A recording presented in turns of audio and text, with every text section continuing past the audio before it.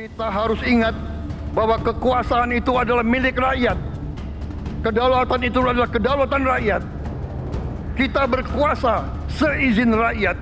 Kita menjalankan kekuasaan harus untuk kepentingan rakyat. Kita harus selalu ingat, setiap pemimpin dalam setiap tingkatan harus selalu ingat, pekerjaan kita harus untuk rakyat. Pemimpin yang harus bekerja untuk rakyat. Pemimpin yang harus bekerja untuk rakyat. Pidato Presiden Prabowo sudah begitu menggelegar dan tegas. Mas Adi, kira-kira masih berani gak menteri, wakil menterinya macam-macam lebih memprioritaskan kepentingan partai atau kepentingan kelompok pengusaha ketimbang kepentingan rakyat? Ya, kalau saya mendengar pidato Prabowo Subianto, mestinya tak ada lagi cerita bagi menteri itu tidak maksimal untuk bekerja sesuai dengan tupoksinya. Saya kira pernyataan Prabowo ini tegas ya. Jangan lagi ada orang ataupun menteri yang bekerja untuk keluarga dan kerabatnya, tapi bekerjalah untuk negara dan bangsa.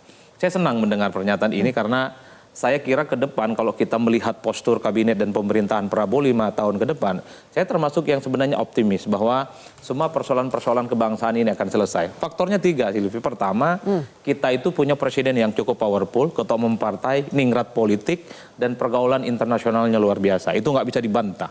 Nah, yang kedua tentu kalau kita melihat bagaimana dukungan politik yang muncul dari partai-partai, itu semua menyatakan dukungan politiknya kepada Prabowo. Even PKS, PDIP dan Nasdem yang kelihatan tidak ada menteri di dalamnya, semua menyatakan akan mendukung semua kebijakan politik Prabowo Subianto.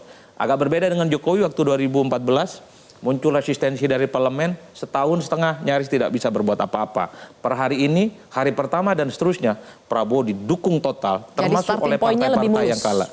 Itu 2. Yang ketiga tentu kalau kita melihat ya, secara positif tentu saja, menteri yang dipilih dan kemudian ditetapkan sebagai pembantu di 5 tahun ini adalah mereka yang terbaik. Kita bisa cek menteri dari kalangan partai, ketua umum, ada sekjen, ada wakil ketua umum dan seterusnya. Itu terbaik minimal. Di lingkungan partai politik, kita tentu tidak akan mengatakan itu tidak baik. Karena ini adalah orang-orang top di partai. Baik. Tentu dari kalangan profesional kalau kita cek adalah orang yang selama ini punya track record dan rekam jejak yang bagus. Semua top dan jempolan. Apalagi dari kalangan ormas, sekjen, ormas besar di negara ini juga jadi menteri. Kalau melihat dari irisan orang yang jadi menteri, mestinya untuk 5 tahun yang akan datang tak ada lagi orang susah di negara ini.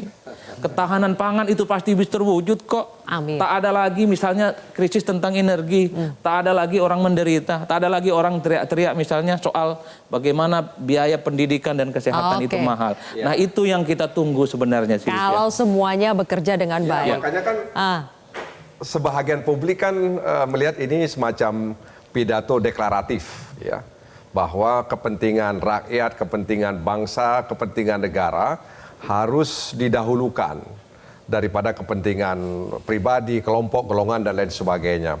Nah, sebagian orang yang saya sebutkan tadi juga menunggu kan bukti, karena mereka mengatakan kita butuh bukti bukan janji, karena hidup ini bukan fantasi, kira-kira begitu. Nah, karena itu kan harus konsisten. Nah, konsisten. Dan saya merasa percaya seperti kata Bung Adi tadi itu, kalau saya lihat wajah-wajah yang ada di kabinet itu relatif masih muda semua. Iya. Menteri Tenaga Kerja kelahiran 76 misalnya. Iya, kan masih muda itu. Dan hampir kebanyakan menteri-menteri yang dari PKS ya? Ya, dari PKS, kan? tahun 76 kelahirannya. Belum lagi saudara Maman masih muda, Teguh Rifki masih muda. Hampir yang saya, mungkin kalau kita sebutkan satu persatu itu masih muda. Nah, jadi orang-orang muda ini kan diharapkan benar-benar bisa menjaga konsistensi dan memberikan dukungan sepenuhnya kepada Pak Prabowo. Jadi apa yang disampaikan oleh Pak Prabowo itu harus ditangkap oleh menteri-menteri tadi ini, terutama yang muda-muda ini, bahwa mereka akan bisa melaksanakan apa yang diinginkan oleh Pak Prabowo tadi. Mereka harus benar-benar bisa menerjemahkan visi presiden. Satu, reformasi birokrasi. Jadi kalaupun menterinya menteri hebat, presidennya kuat, tetapi birokrasinya masih mental copy paste, masih sekedar membiarkan menteri hanya sekedar gunting pita, tidak bekerja dan sebagainya, itu problem.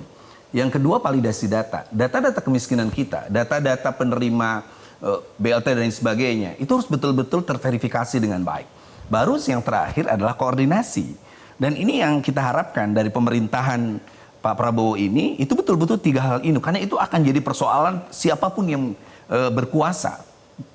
birokrasi kita harus betul-betul mereformasi diri, lebih sigap, lebih terbuka, lebih transparan, tidak lelet, tidak copy paste, tidak hanya menyenangkan bos dan lain sebagainya. Dan data harus betul-betul satu pintu, dan koordinasi ini betul-betul penting. Kita butuh, saya kembali nih, narasi besar itu harus menjadi semacam mediator atau koordinator yang kuat sampai ke tingkat presiden itu ke bawah. Enggak, narasi besarnya itu juga harus dijaga konsistensinya. Itu dia, itu yang penting. betul. Iya kan? Konstitusi dan institusinya, institusi Baik. itu penting. Bang Nurdin, narasi besar harus dibuktikan. Sudah ada ketum di situ, banyak sekjen di situ. Ya, jadi begini, apa yang disampaikan itu Pak Prabowo sudah tahu. Waktu memberi pengarahan, dia sudah menyampaikan, birokrasi jangan dibikin ribet. Jangan menteri-menteri menciptakan suatu prosedur yang membuat berliku-liku, yang membuat pelayanan tidak cepat kepada masyarakat. Itu pertanda bahwa apa yang diarahkan oleh Presiden, baik waktu pidato maupun waktu sidang kabinet pertama, itu dalam rangka untuk membangkitkan energi positif daripada seluruh menteri. Ya. Dan sekarang energi positif itu sudah mulai kelihatan dari gerak langkah 2 hari ini oleh para menteri yang saya lihat ya. Menteri UKM misalnya, itu kebetulan dari Golkar. Itu cepat sekali dia langsung berkantor di Smesco yang selama ini tempat untuk pameran UKM kan, di situ dia berkantor dan sudah mulai langsung bekerja. Itu. Nah oleh karena itu maka kita sangat optimis, dan saya termasuk sangat optimis juga bahwa Pak Prabowo betul-betul sangat memahami anatomi Indonesia. Sehingga dia bisa menciptakan sebuah program, baik Asta Cita dan 8 programnya, 17 program prioritas, 8 program cepat itu semua atas dasar daripada pemahaman pengetahuan tentang kondisi bangsa kita. Ekonomi, sosial, budaya, hukum, pertahanan keamanan. Jadi bisa dijamin ya, di situ. bisa dijamin Bang, menteri dari partai tidak akan mementingkan kepentingan partai atau golongannya sendiri, tapi akan tegak lurus dengan visi presiden. Ya, jangankan menteri, untuk jadi pimpinan komisi saja DPR dipanggil satu-satu, di brief, ya, bahwa negara kita harus loyal kepada pemimpin. Sekarang pemimpinnya Pak Prabowo, ya, boleh kita melakukan kritis tapi kritis konstruktif, tidak destruktif. Nah oleh karena itu, jangankan menteri, saya calon pimpinan komisi sebelum ditetapkan, itu dipanggil. Satu-satu dipanggil. Diberi arahan tentang harus memisahkan ketika bertugas DPR, bukan kepentingan partai saja, tapi kepentingan bangsa dan negara dan kepentingan daripada pemimpin yang sekarang sedang melancarkan programnya. Baik. Apalagi menteri, itu lebih keras lagi. Nah, kalau menurut saya, makanya kan menteri koordinator, kemudian staf khusus, utusan khusus, ini kan harus bisa menjaga ya narasi yang disampaikan oleh Pak Presiden tersebut, ya, sehingga kemudian apa yang diharapkan itu bisa terwujud gitu loh. Karena seperti yang kita bincangkan misalnya sebelumnya, kalau di masa SBY itu kan ada UKP 4 ya, unit kerja presiden yang menilai kinerja menteri. Nah di masa Jokowi juga saya nggak tahu itu. Kita ingin tahu. Dan kemudian ada staf presiden, ada kepala staf presiden. Apakah kemudian kepala staf presiden itu bisa membantu presiden untuk menilai siapa yang akan memberikan penilaian objektif sehingga kemudian itu? presiden bisa mendapatkan. Jelajahi cara baru mendapatkan informasi. Download Metro TV Extend sekarang.